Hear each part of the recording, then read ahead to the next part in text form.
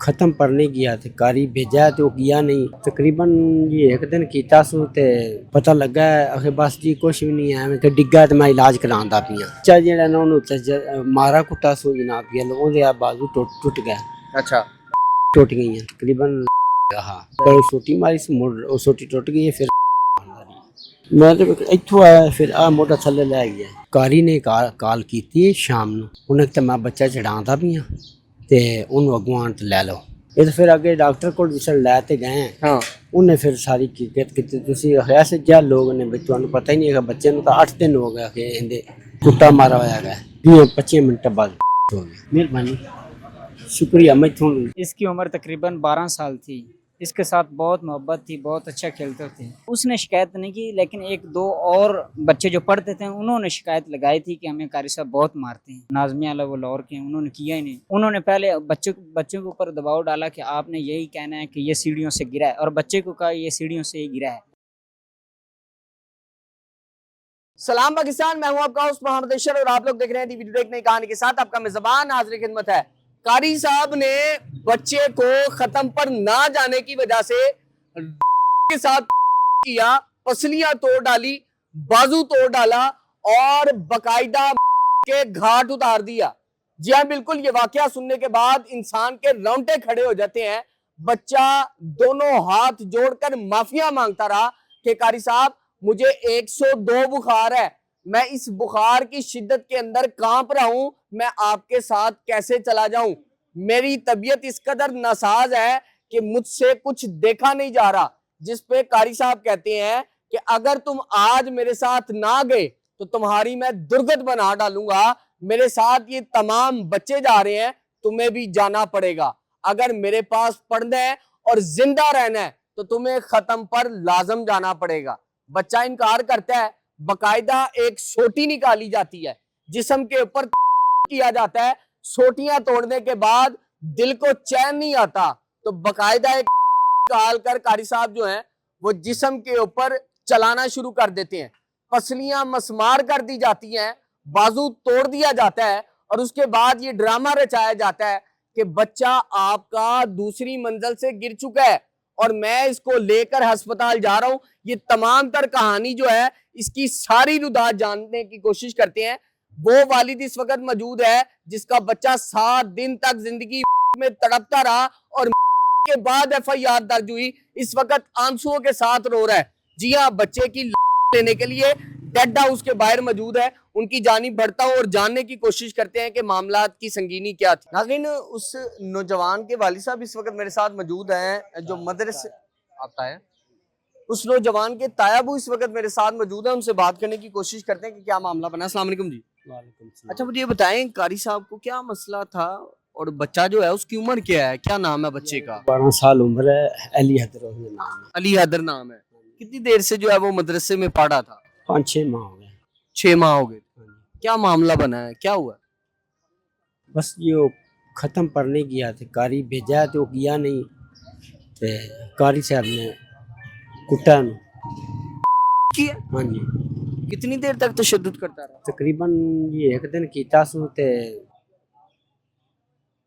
पता लगा आखे बस जी कुछ भी नहीं है मैं चाट मारी है। मैं बल्कि चाट नहीं मारी, डिग्गा तो मैं इलाज करांदा पिया।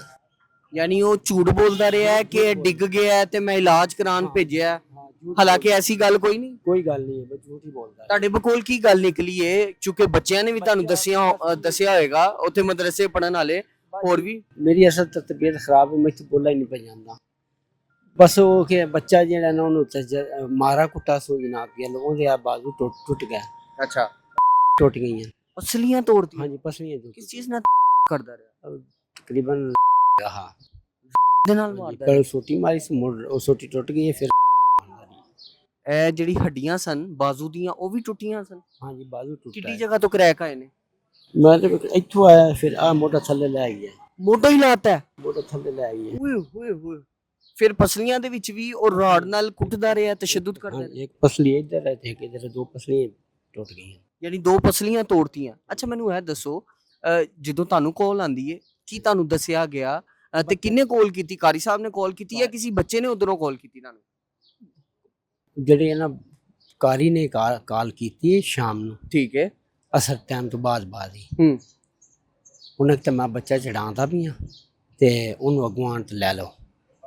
ਫਿਰ ਅੱਗੇ ਉਹਨੇ ਤੂੰ ਬਾਬਲਾ ਨੂੰ ਗੱਡੀ ਦੱਸਿਆ ਨਹੀਂ ਹੋਇਆ ਕਿ ਬੱਚੇ ਨੂੰ ਮਾਮਲਾ ਕੀ ਬਣਿਆ, ਨਹੀਂ ਦੱਸਿਆ ਸੁਣਾ ਯਾਨੀ ਉਦੋਂ ਲੁਕਾਉਂਦਾ ਰਿਹਾ। ਦੁਕਾਨਦਾਰੀ ਕਿੱਥੇ ਤੁਸੀਂ ਪੁਲਿਸ ਵਾਲਿਆਂ ਨੂੰ ਨਾ ਕਰ ਦੋ ਕਾਲ? ਡਿੱਗਾ ਤੇ ਉਹਦੀ ਬਾਂਹ ਜਿਹੜੀ ਨਾ ਉਹ ਟੁੱਟ ਗਈ ਹੈ। ਅੱਛਾ ਹਾਂਜੀ ਇਹ ਤਾਂ ਫਿਰ ਅੱਗੇ ਡਾਕਟਰ ਕੋਲ ਵਿਸਲ ਲੈ ਤੇ ਗਏ ਹਾਂ ਉਹਨੇ ਫਿਰ ਸਾਰੀ ਕੀਕਤ ਕੀਤੀ ਤੁਸੀਂ ਐਸੇ ਜਿਹਾ ਲੋਕ ਨੇ ਵੀ ਤੁਹਾਨੂੰ ਪਤਾ ਹੀ ਨਹੀਂ ਹੈਗਾ ਬੱਚੇ ਨੂੰ ਤਾਂ 8 ਦਿਨ ਹੋ ਗਿਆ ਕਿ ਇਹਦੇ ਕੁੱਟਾ ਮਾਰਾ ਹੋਇਆ ਹੈਗਾ 8 ਦਿਨ ਦੇ ਵਿੱਚ ਉਹ ਤਕਲੀਫ ਦੀ ਸ਼ਿੱਦਤ ਨਾਲ ਫੜਕਦਾ ਰਿਹਾ ਤੇ ਕਿਸੇ ਨੂੰ ਪਤਾ ਨਹੀਂ ਲੱਗਣ ਦੀ। ਨਹੀਂ ਪਤਾ ਲੱਗਣ ਦੀ ਦੱਸ ਠੀਕ ਹੋ ਗਿਆ। ਅੱਛਾ ਮੈਨੂੰ ਇਹ ਦੱਸੋ ਕਿ ਬਕਾਇਦਾ ਜਦੋਂ ਤੁਸੀਂ ਆਏ ਹੋ ਤੁਸੀਂ ਹਾਲਾਤੇ ਹਾਜ਼ਰਾ ਦੇਖੇ ਉਦੋਂ ਬੱਚੇ ਦੀ ਸਾਵਾਂ ਚੱਲਦੀਆਂ ਸਨ? ਹਾਂਜੀ ਬਿਲਕੁਲ ਜੀ ਉਸ ਵੇਲੇ ਗਿਆ ਤੇ ਲਾਗਰ ਹੈਗਾ ਬੱਚਾ ਬਸ ਅਸੀਂ ਬਜਾ ਤੇ ਹਸਪਤਾਲ ਲੈ ਗਏ ਉੱਥੇ ਇਲਾਜ ਕਰਵਾਉਂਦੇ ਰਹੇ ਰਾਤੀ 11 ਵਜੇ ਉਹਨਾਂ ਕਿਹਾ ਜੀ ਲੈ ਜਾਓ ਸਵੇਰ ਲਿਆਵੇ ਪ੍ਰਾਈ ਸਾਂ ਚੱਲਦੀ ਪਈ ਸੀ? ਹਾਂ ਚਲਦੀ ਹੈ ਅੱਖਾਂ ਖੋਲ ਕੇ ਤੁਹਾਡੇ ਨਾਲ ਕੋਈ ਗੱਲ ਕੀਤੀ ਤਾਇਆ ਬੂ ਮੇਰੇ ਨਾਲ ਐ ਹੋ ਗਿਆ? ਜੀ ਸੁਬਹ ਕੀਤੀ ਸੀ ਰਾਤੀ ਨਹੀਂ ਕੀਤੀ। ਕੀ ਗੱਲ ਕੀ ਦੱਸਿਆ ਉਹਨੇ? ਆਖਿਰ ਜੀ ਮੈਨੂੰ ਕਾਰੀ ਸਾਹਿਬ ਨੇ ਬੜਾ ਮਾਰਾ ਆਖਿਰ ਸੋਟੀ ਮਾਰੀ ਸੋ ਪਹਿਲੇ ਉਹ 2-3 ਵਜੇ ਟੁੱਟ ਗਈ ਫਿਰ ਮਾਰਦਾ ਰਿਹਾ ਪਹਿਲੇ ਸੋਟੀਆਂ ਤੋੜਦਾ ਰਿਹਾ ਫਿਰ ਆੜਨਾ ਸਿਰ ਵਜ੍ਹਾ ਜਿਹੜੀ ਹੈ ਉਹ ਕੀ ਦੱਸਦਾ ਪਿਆ ਸੀ ਬੱਚਾ ਤੁਹਾਡਾ? ਉਹ ਬੱਚਾ ਦੱਸਦਾ ਕਿ ਮੈਂ ਖਤਮ ਪੈ ਨਹੀਂ ਗਿਆ ਤਾਂ ਗੱਲ ਖਤਮ ਪੜਨ ਨਹੀਂ ਗਿਆ? ਹਾਂਜੀ ਕਿਉਂ ਵਜ੍ਹਾ ਕੀ ਬਣੀ ਕਿਉਂ ਨਹੀਂ ਜਾਂਦਾ ਪਿਆ ਸੀ ਖਤਮ ਪੜਨ? ਬਸ ਉਹ ਆਂਦਾ ਮੈਨੂੰ ਬੁਖਾਰ ਤਬੀਅਤ ਖਰਾਬ ਹੈ ਮੈਂ ਤਾਂ ਨਹੀਂ ਗਿਆ। ਅੱਛਾ ਬੁਖਾਰ ਦੀ ਸ਼ਿੱਦਤ ਜ਼ਿਆਦਾ ਸੀ ਇਸ ਕਰਕੇ ਉਹਨੇ ਕਿਹਾ ਮੈਂ ਨਹੀਂ ਜਾਵਾਂਗਾ ਖਤਮ ਪੜਨ। ਹਾਂਜੀ ਬਸ ਮੈਂ ਨਹੀਂ ਜਾਣਾ ਤੇ ਐਸੀ ਚੱਕਰ 'ਚ ਉਹ ਕਾਰੀ ਪਾਗਲ ਹੋ ਗਿਆ। ਬਸ ਜੀ ਪਾਗਲ ਸਮਝੋ ਜੋ ਕੁਝ ਸਮਝੋ ਜੀ ਬਸ। ਮੈਨੂੰ ਇਹ ਦੱਸੋ ਗੱਲ ਕਰਨ ਤੋਂ ਬਾਅਦ ਕਿੰਨੀ ਦੇਰ ਬਾਅਦ ਬੱਚੇ ਦੀ ਜਿਹੜੀ ਨਿਕਲ ਗਈ? ਕਰੀਬ 20-25 ਮਿੰਟ ਬਾਅਦ ਹੋ ਗਿਆ। ਅੱਲਾਹੁ ਅਕਬਰ। ਆਖਰੀ ਵਾਰੀ ਤੁਹਾਡੇ ਨਾਲ ਹੀ ਗੱਲ ਕੀਤੀ? ਆਖਰੀ ਵਾਰ ਸਾਡੇ ਨਾਲ ਕੀਤੀ ਸੀ ਬਸ। ਤੁਸੀਂ ਤੇ ਤਾਇਆ ਹੋ ਕਿੰਨਾ ਪਿਆਰ ਕਰਦੇ ਸੀ ਬੱਚੇ ਨੂੰ ਤੇ ਕੈਸਾ ਬੱਚਾ ਹੈਗਾ ਸੀ? ਬਹੁਤ ਅੱਛਾ ਬੱਚਾ ਆਪਣੇ ਸ਼ੌਂਕ ਤੋਂ ਯਾਦ ਆ ਰਹੀ ਹੈ। ਕੁਰਾਨ ਸ਼ੌਕ ਤੋਂ ਹੀ ਫਤਕਰ ਹਾਂਜੀ ਕਿਧਰੋਂ ਆਇਆ ਸੀ? ਕਿੱਧਰ ਰਹਿੰਦੇ ਹੋ? ਅਸੀਂ ਰਹਿੰਦੇ ਹਾਂ ਜੀ ਬਾਬਲ ਨਗਰ। ਉਧਰੋਂ ਇੱਧਰ ਆਏ ਹਾਂਜੀ ਕਿ ਮੈਂ ਕੁਰਾਨ ਪੜਾਂਗਾ? ਹਾਂਜੀ ਕੀ ਕਰਨਾ ਕੀ ਚਾਹੁੰਦਾ ਸੀ گاؤں ਦੇ ਲੋਕਾਂ ਵਾਸਤੇ ਕੀ ਕਰਨਾ ਚਾਹੁੰਦਾ? ਬਸ ਜੀ ਆਂਦਾ ਮੈਂ ਹਾਫਜ਼ਾ ਕਰਨਾ ਹੈ। ਮੈਂ ਕਿਹਾ ਠੀਕ ਹੈ ਜੀ ਕਰੋ। ਹਿਫਜ਼ ਕਰਕੇ ਕੁਰਾਨ ਦੀ ਖਿਦਮਤ ਕਰਾਂਗਾ ਇਹ ਤਾਲੀਮਾਤ ਨੂੰ ਅੱਗੇ ਪਹੁੰਚਾਵਾਂਗਾ। ਬਿਲਕੁਲ ਜੀ ਇਹ ਗੱਲ ਕਰਦਾ ਸੀ। ਮੈਨੂੰ ਇਹ ਦੱਸੋ ਇਸ ਟਾਈਮ ਤੁਹਾਡਾ ਜਿਹੜਾ ਮੁਲਜ਼ਮ ਹੈ ਜਿਹੜਾ ਕਾਰੀ ਹੈ ਜਦੋਂ ਤੁਹਾਨੂੰ ਪਤਾ ਲੱਗਾ ਤੁਸੀਂ ਗਏ ਹੋ ਫੜਨ ਵਾਸਤੇ ਉਹਨੂੰ ਕਿ ਕਿੱਡਾ ਵੱਡਾ ਜ਼ੁਲਮ ਕਰਤਾ ਤੂੰ ਜ਼ਾਲਮਾ? ਗੈਨ ਜੀ ਗੈਨ ਨਸ ਗਈ ਹੈ। ਉਹ ਭੱਜ ਗਿਆ? ਹਾਂਜੀ ਪੁਲਿਸ ਫੜ ਰਹੀ ਹੈ ਜਾਂ ਨਹੀਂ? ਹਾਂ ਪੁਲਿਸ ਪੂਰਾ ਤਾਮਨ ਦੇ ਰਹੀ ਹੈ। ਪੂਰਾ ਤਾਵਨ ਕਰ ਰਹੀ? ਪੂਰਾ ਤਾਮਨ ਕਰ ਕੀ ਕਹਿੰਦੀ ਕਿੰਨੀ ਦੇਰ ਤੱਕ ਫੜਿਆ ਜਾ ਸਕਦਾ? बस वहाँ से फौरन फटा जाएगा। अल्लाह अकबर। नाज़रीन सामाइन ये छोटा सा बच्चा नन्ना मुन्ना बच्चा जो सिर्फ कुरानी तालीमात के लिए यहाँ पर आता है और ख़त्म पर ना जाने की वजह से तशद्दुद किया जाता है। मेहरबानी शुक्रिया मैं ਤੁਸੀਂ ਕੋਈ ਅਪੀਲ ਕਰਨਾ ਚਾਹੋਗੇ ਮਰੀਮ ਨਵਾਜ਼ ਸਾਹਿਬਾ ਤੋਂ? बस जी सन तो इंसाफ चाहिए। कैसा इंसाफ चाहिए? ਕੀ ਹੋਣਾ ਚਾਹੀਦਾ ਹੈ? ਐਸੇ ਫਿਰੌਨ ਐਸੇ ਸਫਾਕ ਸ਼ਖਸ ਨਾਲ ਕੀ ਹੋਣਾ ਚਾਹੀਦਾ? उसे सख्त सख्त सजा दी जाए कि पीछे तो याद रखे कि किसी के बच्चे ना चली दी। ਜਿਵੇਂ ਤੁਹਾਡੇ ਬੱਚੇ ਦੀ ਹੱਡੀਆਂ ਟੁੱਟੀਆਂ ਪਸਲੀਆਂ ਟੁੱਟੀਆਂ टूटनी चाहिए जी। ਉਹਦੀਆਂ ਵੀ ਐਵੇਂ ਟੁੱਟਣੀਆਂ? टूटनी चाहिए जी। ਮਰੀਮ ਨਵਾਜ਼ ਤੁਹਾਨੂੰ ਵੇਖ ਰਹੀ ਹੈ ਕੀ ਕਹਿਣਾ ਚਾਹੋਗੇ? बस जी सन इंसाफ चाहिए। अल्लाह अकबर। नाज़रीन सामाइन इंसाफ की दुहाइयां देते हुए तायाबू जो है वो रंजीदा है। आंखों के अंदर जो है वो आप देख सकते हैं इस वक्त गम की एक ऐसी कैफियत है जिसे नाकाबिले बयां है। जी हाँ यहाँ पर तायाबू मौजूद से जिनसे बात कर रहे थे और वो इंसाफ की दुहाइयां दे रहे हैं। इस वक्त वो अहले खाना मौजूद हैं, वो नौजवान बच्चे मौजूद हैं जिनका साथी भी रहा और उस बच्चे के गम के अंदर ये बाकायदा लाश देखने और आखिरी दीदार करने के लिए यहाँ पर मौजूद हैं। इनसे बात करने की कोशिश भी करते हैं। सबसे पहले तो मुझे बताएं ये बच्चे की उम्र क्या थी और कितनी मोहब्बत थी आपके साथ, कैसे खेलता कूदता था, किस जहन का मालिक? इसकी उम्र तकरीबन 12 साल थी। इसके साथ बहुत मोहब्बत थी, बहुत अच्छा खेलते थे। मुझे ये बताएं कुरान की तालीमात? हाँ कुरान की तालीमात करता था।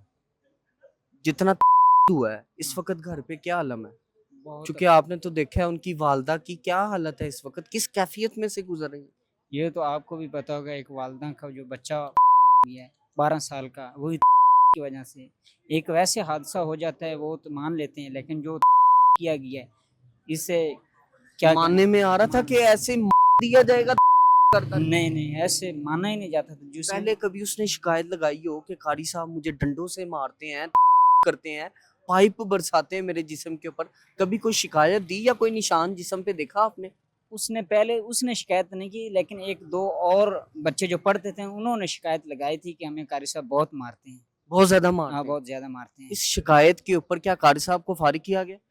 नहीं کیوں نہیں کیا گیا؟ جو ناظم اعلیٰ تھے انہوں نے اس کے اوپر نوٹس نہیں لیا؟ नहीं किया, नोटिस ही नहीं किया. नाज़िम आला वो लाहौर के हैं, उन्होंने किया ही नहीं.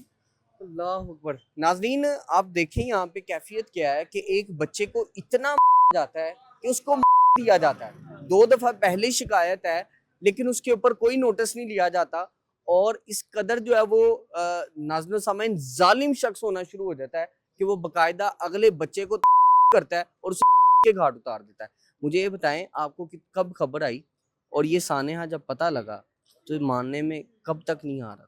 ماننے میں تو آ ہی نہیں رہا تھا کیونکہ ہمیں پتہ لگا پرسوں جمعے والے دن.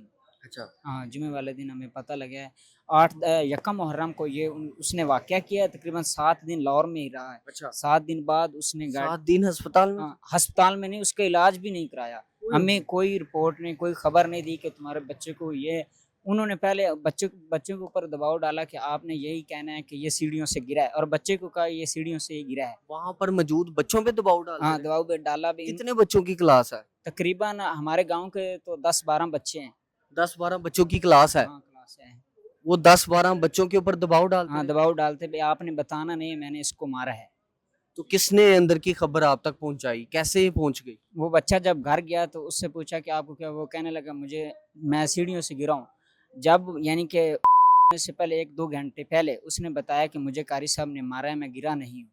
میں گرا نہیں ہوں, ہاں گرا نہیں, مجھے قاری صاحب نے مارا ہے, میرے ڈنڈوں اوپر سے کیا گیا. تشدد کیا گیا ہے. اس لیے اس کا بازو بھی ایک ٹوٹ گیا تھا اور پسلیاں وغیرہ, یعنی کہ ایک جیسے حادثہ ہو جاتا ہے نا بہت زیادہ تشدد کی وجہ سے, وہ مطلب کوئی چیز ہوندے پلے کوئی چیز بھی نہیں ہے. ہاں مینوں یہ دسو جسم تے کنے نشانات دیکھے نے تسی؟ نشانات تو بے حد ہیں.